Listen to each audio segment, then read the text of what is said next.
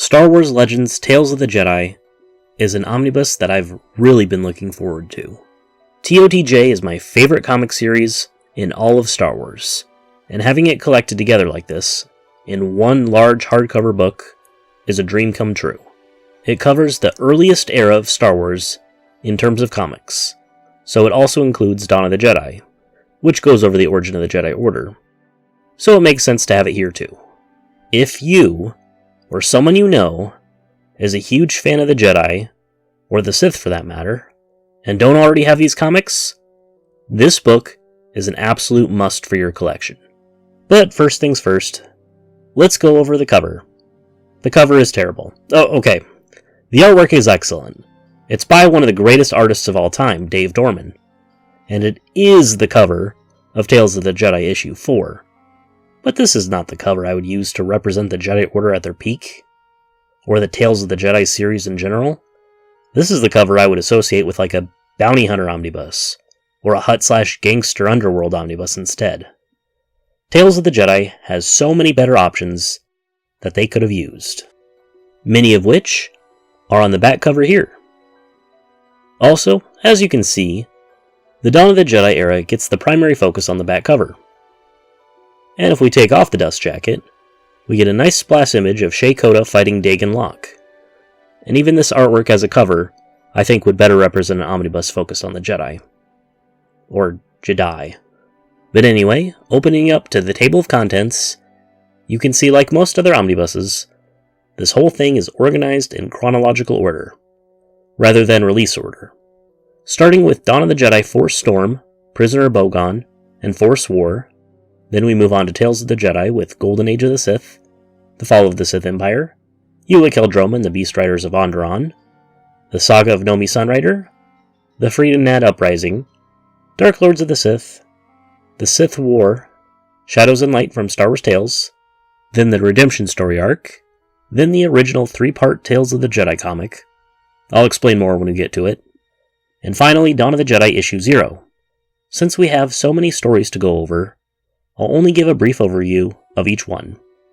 And since most of these storylines lead into the next, I will issue a spoiler warning from here on out.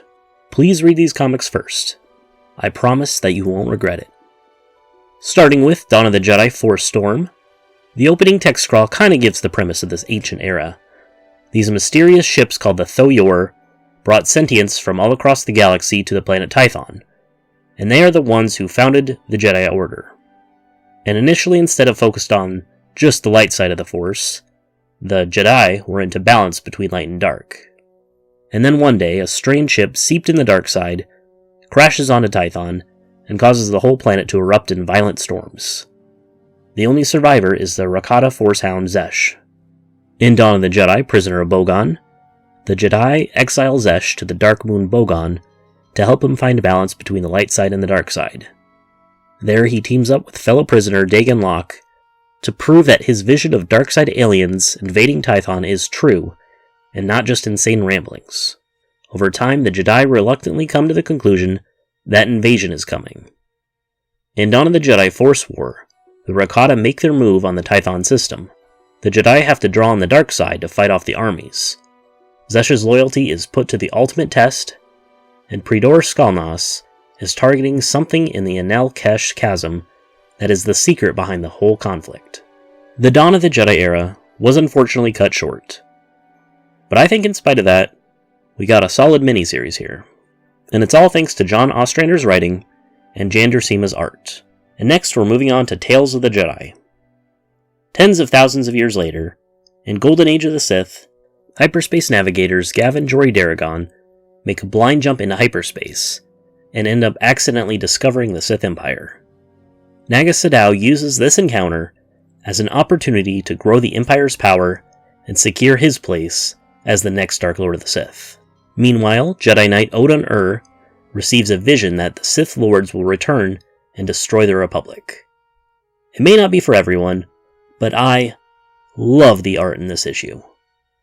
Jan Duursema is my favorite Star Wars comic artist overall, but this really does feel like the ancient past of Star Wars. The ships, the clothes, the buildings, all of it. Every page is beautiful. In The Fall of the Sith Empire, Jory returns to Republic space, but she's immediately arrested, and no one believes her about the Sith Empire, and no one believes Empress Tata or Odin about the Sith either. Then the Sith show up and wage a massive war against the Republic. Will Gavin Jory Daragon be able to do anything to stop Naga Sadow's overwhelming forces? Just like the last story arc, this one is amazing too. There's lots of great battle scenes with ancient ships and weapons. Like they're using spears and swords in Star Wars. It's wild, but I love it so much. And next we jump 1,000 years to the next arc, Ulic Qel-Droma and the Beast Riders of Onderon. Jedi Master Arkajeth sends his 3 students, Kay Qel-Droma, Ulic Qel-Droma, and Tat Anita, to the planet Onderon to stop the war between the people in the massive walled city of Izes and the exiled Beast Riders. Of course, there are twists, turns, and dark secrets amid all this conflict. Again, I like how this still looks like the ancient past of Star Wars, and at the same time, far more advanced than the previous arc. As for our new set of characters, this is a short but solid introduction. In the next arc, the Saga of Nomi Sunrider, we are introduced to Nomi Sunrider, her Jedi husband Ander, and their daughter Vima. Unfortunately, while on a mission delivering Edegan crystals to Jedi Master Thawne, Ander is killed by pirates, so a now heartbroken Nomi Sunrider decides to finish the mission for him and meet with Thawne on the desolate planet Ambria. After meeting Thawne, Nomi Sunrider is now faced with taking up the role as a Jedi in a future war with the dark side, whether she wants to or not. In the Freedonad Uprising, a cult of Darksiders under the influence of the spirit Freedonad take over the city of Izes and kidnap Jedi Master Arkajeth. So additional Jedi like Nomi Sunrider are called in to help out. Meanwhile, heirs to the throne of the Empress Tata system, cousins Alima Keto and Satal Keto, are drawn more and more to the dark side, and also venture to Onderon to learn more about it. In Dark Lords of the Sith, Jedi and Republic forces team up against Satal and Alima Keto, who are terrorizing the Empress Tata system with their Sith sorcery.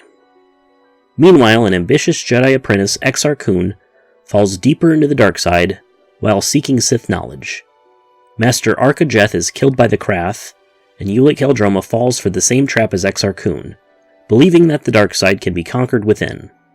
At Senegar, the spirits of the ancient Sith declare Exar Kun and Ulic Qel-Droma as the new Dark Lords of the Sith. In the Sith War, Exar Kun manipulates young Jedi on Ossus to follow him, and Ulic Qel-Droma recruits the Mandalorians to serve under him. Ulic tries to invade Coruscant, but is captured by the Jedi after Alima betrays him.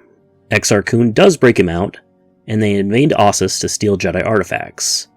Unfortunately, in a fit of rage, Ulic Qel-Droma murders his brother Kay, and an upset Nomi Sunrider strips him of his Jedi powers. Finally, the Jedi corner Exar Kun on Yavin 4. He attempts to do a ritual to roam the galaxy as a powerful spirit, but the Jedi's Wall of Light ability traps his soul on the Jungle Moon. And next we move to Star Wars Tales with Shadows and Light. A trio of Jedi Knights is assigned with hunting a Terran Titech on Korriban, but being on Korriban, even for a short time, corrupts them. And spoiler alert, it doesn't end well for any of them. Then we move back to Tales of the Jedi with the Redemption arc. Ulic Qel-Droma exiles himself to the barren world of Ren Var. Nomi's daughter Vima seeks him out to learn about being a Jedi from him, despite him being blind to the Force. Meanwhile, Silvar is furious that Ulic is allowed to roam free after all of his crimes, and being partially responsible for the death of her mate.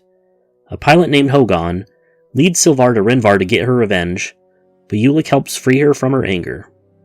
Unfortunately, Hogan takes the opportunity to kill Ulic Qel-Droma, but Nomi and Vima see that he died as a Jedi, redeemed by Vima's light. Then we come to the original Tales of the Jedi story, which was later changed and reprinted as Tales of the Jedi Issue 3. The revised version is the official one, but the original is still included in this omnibus. It's the story of how Nomi Sunrider first started her journey as a Jedi, and delivering the Edegan crystals to Thawne.